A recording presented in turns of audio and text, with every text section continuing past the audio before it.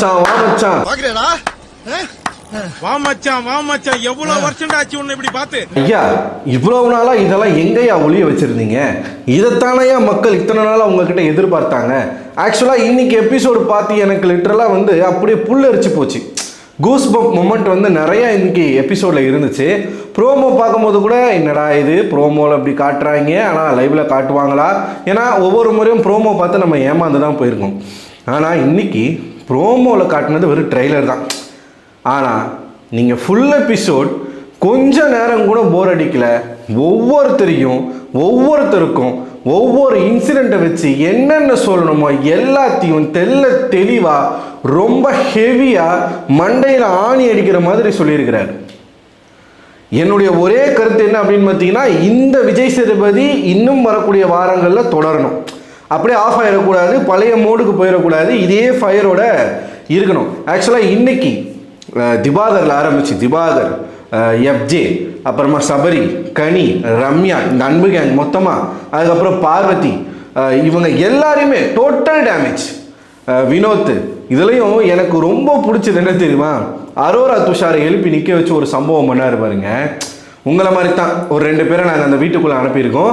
So அவங்களும் உட்காந்து எல்லாத்தையும் வேடிக்கை தான் பார்ப்பாங்க. ஒரு ஆடியன்ஸ் அவங்கள லிட்டரலாக அப்படி சொல்லிட்டு ஆடியன்ஸு நிறைய பேருக்கு நான் அப்படின்றது பிடிக்கலன்னு நினைக்கிறேன். அது என்னுடைய மேனரிசம், நான் மாற்றிக்க ட்ரை பண்ணுறேன். சரிங்களா? ஸோ ஆடியன்ஸு அவர்கிட்ட நல்லா விசாரிக்கிறார். உங்களுக்கு வீட்டில் ஏசியெல்லாம் நல்லா வருதா, ஏதாச்சும் குறை இருந்தால் சொல்லுங்கள், நான் தீர்த்து வச்சுறேன் அப்படின்னு சொல்லி நல்லா விசாரிக்கிறாரு. 2 பேரோட முகத்தையும் பார்க்கணும். அதில் எனக்கு ரொம்ப பிடிச்சது வந்து திவாகரை கேட்டது தாங்க. ஏன்னா இத்தனை நாட்களாக ஒரே வார்த்தையாக இருந்தால் வச்சுட்டு தராதரம், இன்னும் இந்த வார்த்தையை சேர்த்து கேட்டிருக்கலாம். காலில் போடுற செருப்பு அப்படிங்கிறது ரொம்ப கொச்சையான வார்த்தை. எச்சு சோத்துக்கு காணா அப்படின்னு ஒரு வார்த்தை சொல்லியிருப்பார் திவாகர். அதுவும் ரொம்ப இப்போ அவருடைய தொழிலை பற்றி பேசும்போது அவருக்கு எவ்வளோ கோபம் வருது. அடுத்தவங்களோட தொழிலை பேசுறது போது அவருக்கு அங்கெங்கே போச்சு அவருடைய தராதரம், அவருடைய பண்பாடு, அவருடைய கலாச்சாரம், அவருடைய மேனரிசம், படிப்பு எல்லாமே அங்கெங்கே போச்சு அப்படின்ற கேள்வியும் சேர்த்து கேட்டிருக்கலாம். சரி, ஓகே, இதுவே எனாஃப் தான். அதாவது நான் லிட்டரலாக என்ஜாய் பண்ணேன். இன்றைக்கி எபிசோட பயங்கரமாக என்ஜாய் பண்ணேன். 2 வாட்டி பார்த்தேன். சீரியஸாக 2 வாட்டி ஃபுல்லாக உட்காந்து நான் பார்த்தேன். ஆமாம், சுபிக்ஷான்னு ஒருத்தவங்க இந்த வீட்டில் இருக்காங்க இல்லையா, எங்கே அவங்க ஆளே காணும். ஒரு ஃப்ரேமில் கூட சுபிக்ஷாவை காட்டலை. இதை ஆக்சுவலாக நான் கூட வந்து இதை நோட் பண்ணலை.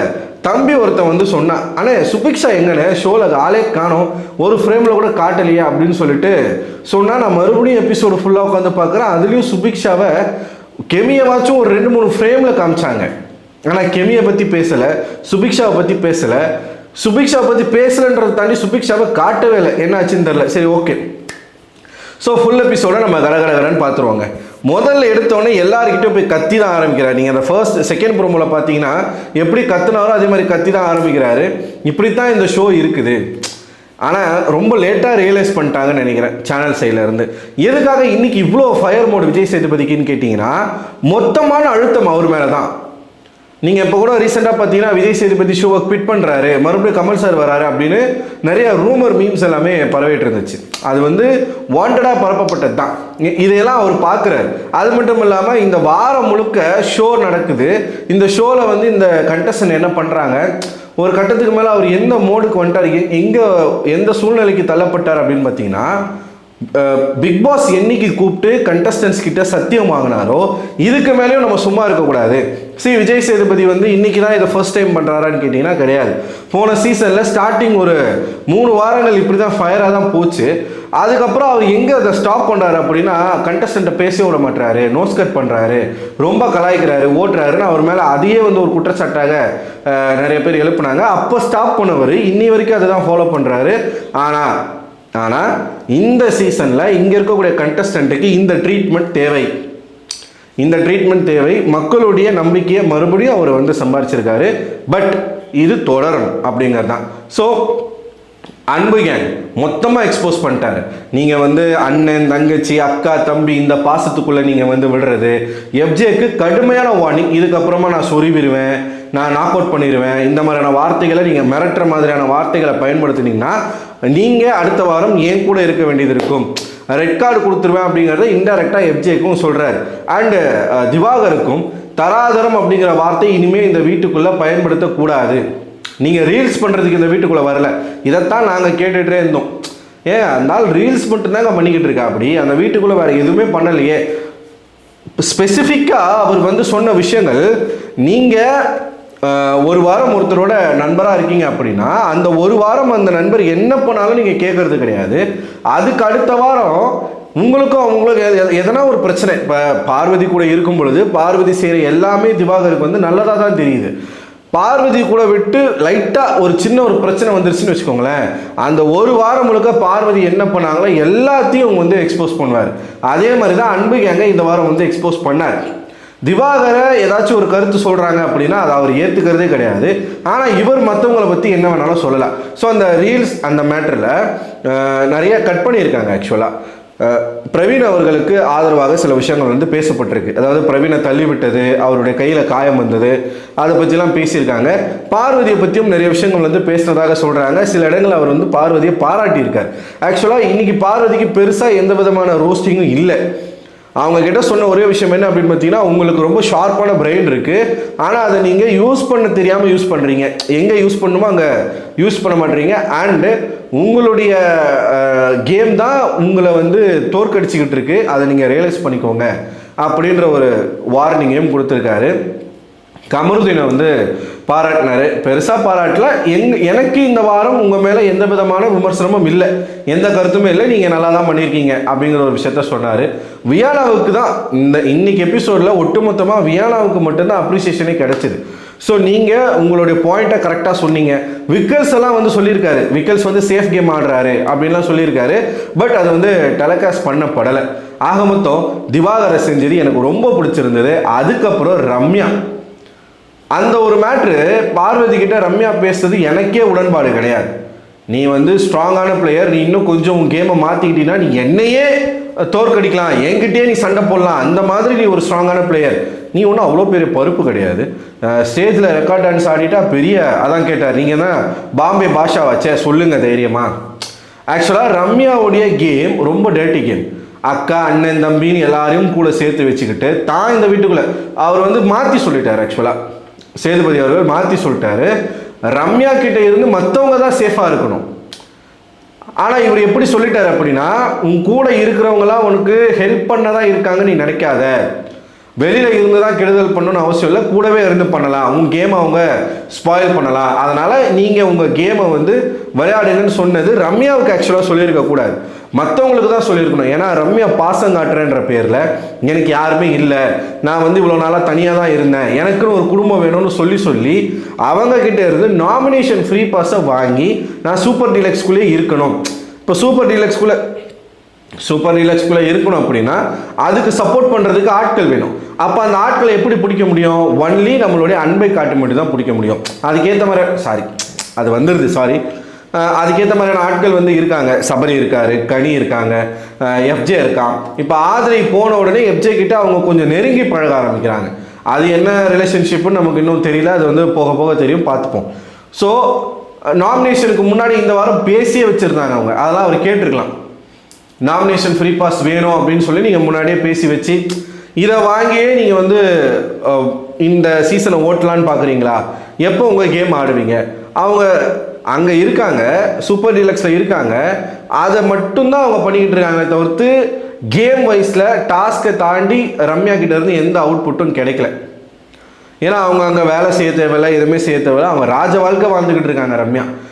அதையெல்லாம் இன்றைக்கி விஜய் சேதுபதி நல்லா கிழிச்சு விட்டார். அது ஒன்று. திவாகரை நான் எக்ஸ்பெக்ட் பண்ணதை விட நிறையாவே பண்ணியிருக்காங்க. ஒரே கேள்வி, நீ யார் அடுத்தவனுடைய தராதரத்தை பற்றி பேசுறதுக்கு? நீ யார்? கரெக்டு, யாருடைய தராதர தகுதியை பற்றி பேசுறதுக்கும் நமக்கு ரைட்ஸே கிடையாது. அந்த அளவுக்கு நம்ம தகுதி தராதரத்தோட இருக்கோமான்றதை நம்ம செக் பண்ணோம்.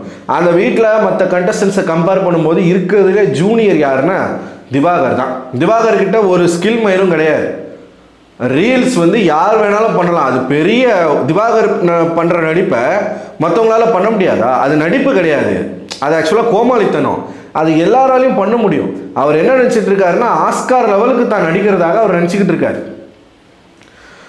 அதனால தான் எல்லாருக்கிட்டையும் போயிட்டு டாக்டர் வந்து நடிக்கிறாங்களாம், ஆனால் நீங்கள் வந்து டாக்டர் ஆக முடியாது, இந்த திமிரு பேச்சு தெனாவட்டு பேச்சு இதெல்லாம் பேசுறதுக்கு ரீசனே அதுதான். ஆக்சுவலாக அந்த ஆளுக்கு நடிக்கவும் தெரியாது, ஒரு ஸ்கில்லும் கிடையாது, ஒரு நாலேஜே கிடையாது, ஒன்றுமே தெரியாது அந்த ஆளுக்கு. டாக்டருன்ற ஒரு பேரில் அதுலேயும் ஃபிசியோதெரபிஸ்ட் அப்படிங்கிற அந்த ஒரு டிபார்ட்மெண்ட் பற்றி மட்டும்தான் அவருக்கு தெரிஞ்சிருக்கே தவிர்த்து பொதுவான விஷயங்கள் ஏங்க கன்வின்ஸ் பண்ணுறதுக்கு தெரில, கன்வீனியன்ஸ்ன்றாரு, ஓசிடி தெரில, அதையெல்லாம் தாண்டி காமனாக எல்லாருக்கும் தெரிய வேண்டிய ஒரு விஷயம் ஹேட்னா என்னன்னு கேட்குறாரு. இவர் மற்றவங்களோட எஜுகேஷனை பற்றி பேசுகிறாரு. இதையெல்லாம் விஜய் சேதுபதி அவர்கள் வந்து மொத்தமாக சேர்த்து உங்களுக்கு என்ன தராதரம் இருக்குது, இப்போ கனி அவர்களும் எஃப்ஜேவும் வந்து கட்டி பிடிச்சிக்கிறத பற்றி நீங்கள் பேசுகிறீங்கன்னா அதுதான் உங்களோட தராதரமா? கிளியராக கேட்டால் அப்படி நீங்கள் சட்டை போட்டுட்டு ரீல்ஸ் பண்ணுங்கன்னு கனி சொன்னதுக்கும் அது வந்து கொஞ்சம் சங்கட்டமாக இருக்குது, சங்கோஷமாக இருக்குது அப்படின்னு இது வந்து சாரி அப்படின்னு கனி அவர்கள் சொன்னதும் நீங்கள் எஃப்ஜேவை கட்டி பிடிக்கிறது கூட தான் எனக்கு அநாகரிகமாக தெரியுதுன்னு நீங்கள் சொன்னது ஒன்றா அப்படின்னு எல்லாத்தையுமே கேட்டார். நான் வந்து பயங்கர இம்ப்ரெஸ் ஆகிட்டேன் இன்னைக்கு விஜய் மேலே. அதுதான் பயமாக இருக்குது, ரொம்ப நம்ம இம்ப்ரெஸ் ஆகிடக்கூடாது. ஏன்னா அடுத்த வாரம் சொதப்பிட்டாருன்னா மறுபடியும் நம்ம திட்ட வேண்டியிருக்கும். அதனால் இது திவாகருடைய சாப்டர் முடிஞ்சுதா, நெக்ஸ்ட் அன்பு கேங்கு சபரியை வச்சு பொழந்தாரு பாருங்க. சபரி தொண்டை பரவாயில்லையா, இன்னும் கொஞ்சம் கத்த வேண்டியதானே அப்படின்னு சபரியை கேட்டதாக இருக்கட்டும். கனி அவர்களை நிற்க வச்சு இது வரைக்கும் இந்த மாதிரி கனி அவர்கள் வந்து பேச்சு வாங்கியிருக்கவே மாட்டாங்க. எல்லாமே வந்து தெள்ள தெளிவாக ஆடியன்ஸ் இத்தனை நாட்களாக என்ன மனசுக்குள்ள நினச்சிட்டு இருந்தோமோ அது அத்தனையுமே இன்னைக்கு விஜய் சேதுபதி அவர்கள் வந்து கேட்டிருக்காரு, கொந்தளிச்சிட்டார். அவர் வந்து நம்மளை மாதிரி அங்கே வந்து எவ்வளோ கோபம் மக்களுக்கு இருந்துச்சோ அத்தனை கோபங்களையும் இன்னைக்கு விஜய் சேதுபதி அவர்கள்கிட்ட என்னால் பார்க்க முடிஞ்சுது. அதுக்கு ரீசன் தான் நம்ம முன்னாடி சொன்ன மாதிரி அந்த அளவுக்கு வந்து இந்த ஷோவின் மீதான அழுத்தம் வந்து வந்துருச்சு. கண்டஸ்டன்ஸை பற்றி தொடர்ச்சியாக வந்து தவறான விஷயங்கள் வந்து பேசிக்கிட்டே இருக்காங்களே.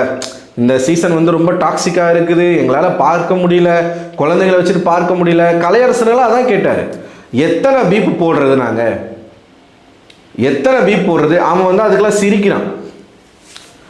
அவனுக்கு வந்து இது தப்பு, நம்ம வந்து இந்த மாதிரி பேசியிருக்கக்கூடாது அப்படிங்கிற ஒரு ஃபீல் வரல. அதையும் பிடிச்சி வாட்டினாரு. ரம்யா நீங்கள் யோசிங்கன்னு சொல்லிட்டு போயிருந்தாரு. அந்த சமயத்தில் சபரி வந்து ரொம்ப யோசிக்காத அப்படின்னு ஒரு வார்த்தையை சொல்லியிருந்தாரு. அதை கூட நோட்டீஸ் பண்ணிட்டு வந்து 2 பேரையும் நிற்க வச்சு, நான் உங்களுக்கு வேணால் சிலையை கூட வைக்கிறேன், வெளியில் வாங்க நான் சிலை வைக்கிறேன், உங்களுடைய அந்த பாசம் அந்த அன்பெல்லாம் பார்த்து நான் பாராட்டுறேன், அவங்க ஒரு மிஸ்டேக் பண்ணுறாங்க அவங்கக்கிட்ட யோசிங்க நான் சொன்னால் நீங்கள் என்னடானா ரொம்ப யோசிக்காதுன்னு சொல்கிறீங்க, என்னது இது அப்படின்னு வந்து கேட்டு மொத்தமாக எல்லாரையும் முடிச்சு விட்டாரு. எஃப்ஜேவை ஹேண்டில் பண்ண விதம் எனக்கு ரொம்ப பிடிச்சிருந்தது. இன்னொரு வாட்டி நீ இந்த மாதிரி மேன் ஹேண்டலிங் பண்ணுற மாதிரி பேசின அப்படின்னா நெக்ஸ்ட்டு நீங்கள் தான் இருக்கணும். அண்டு கானா வினோத் அவர் ஒரு ஸ்ட்ராங்கான ஒரு பிளேயர், பயங்கரமாக அவர் வந்து வெளியில் ஸ்கோர் பண்ணிகிட்டு இருக்காரு. அதை அப்படியே அவர் கண்டினியூ பண்ணணும். அதை விட்டுட்டு திவாகர் பின்னாடி போனார்னா அது அவருக்கு தான் நெகட்டிவாக போகும். அதையும் சுட்டி காட்டியிருக்கார். நான் வந்து இதுக்கு முன்னாடி ஒரு வீடியோவில் சொல்லியிருப்பேன், ஹோஸ்ட் அப்படிங்கிறவர் வந்து ஒரு சிற்பி போல் இருக்கணும். அங்கே இருக்கக்கூடிய கண்டஸ்டன்ஸினுடைய நிறை குறைகளை பார்த்து அவங்கள ஒரு பர்ஃபெக்டான ஒரு பர்சனாக செதுக்கணும், அந்த கடமை அவங்களுக்கு இருக்குது. அதை கமலஹாசன் அவர்கள் சிறப்பாக செஞ்சுருந்தார். விஜய் சேதுபதி அவர்கள் கமலஹாசன் அவர்களையும் நம்ம திட்டியிருக்கோம். யாராக இருந்தாலும் தப்பு செய்யும்போது நம்ம அதை சுட்டி காட்டுறதும் அவங்க வந்து சிறப்பாக ஒரு விஷயத்தை பண்ணும்பொழுது அதை ப்ரைஸ் பண்ணுறதும் ரெண்டுமே நம்ம பண்ணியிருக்கோம். அதான் ரிவ்யூ, சரிங்களா? ஒரு படம் நல்லா இருந்தால் நல்லா இருக்குன்னு சொல்ல போகிறோம், அந்த படம் நல்லா இல்லைன்னா நல்லா இல்லைன்னு சொல்ல போகிறோம், அவ்வளவுதான். அன்றைக்கி நீ திட்டின இன்றைக்கி நீ பாராட்டுற அப்படின்னு தற்கொலைத்தனமாக கேள்வி கேட்கக்கூடிய ஆட்களுக்கு நம்ம ஒன்றும் சொல்லி புரிய வைக்க முடியாது. நல்லா இருக்குன்ற, நல்லா இல்லைன்ற, அவ்வளவுதான். ஸோ கமலஹாசன் அவர்கள் வந்து பர்ஃபெக்டாக அந்த ஒரு விஷயங்களை பண்ணுவார், கண்டஸ்டன்ஸை வந்து செதுக்குவார். விஜய் சேதுபதி கிட்ட அது கிடையவே கிடையாது. ஆனால் இன்னைக்கு மொத்தமாக செஞ்சிட்டார். என்னை கேட்டால் அவருடைய இந்த 2வது சீசன் 2 சீசனில் பெஸ்ட் எபிசோட்னா அது இன்னைக்கு தான். என்னை பொறுத்த வரைக்கும் இந்த எபிசோட் தான் இருக்கிறதுல பெஸ்ட்டான எபிசோட், ரொம்ப எனர்ஜெட்டிக்கான எபிசோட். இதே மாதிரி வரக்கூடிய எபிசோட்ஸ் எல்லாமே போகணும். ஸோ இன்றைக்கி கலையரசனை எவிக்ட் பண்ணி அனுப்பிட்டாங்க. சனிக்கிழமையும் வந்து கலையரசன் வந்து எவிக்ட் செய்யப்பட்டிருக்கார்.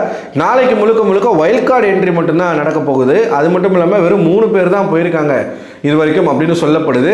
இன்னும் ரீஎன்ட்ரிலாம் நிறைய இருக்கிறதாக சொல்லப்பட்டிருக்கு. அதை பற்றி நம்ம இன்னொரு வீடியோவில் தெளிவாக பேசுவோம். எனக்கு இன்னைக்கு எபிசோட் ரொம்ப பிடிச்சிருந்தது. உங்களுக்கு பிடிச்சிருந்ததா அதை கமெண்ட் பாக்ஸில் கமெண்ட் பண்ணுங்கள். அடுத்த ஒரு வீடியோவில் உங்களை சந்திக்கிறேன். அதுவரை உங்களிடமிருந்து விடைபெறுவது நான் அரவிந்தன்.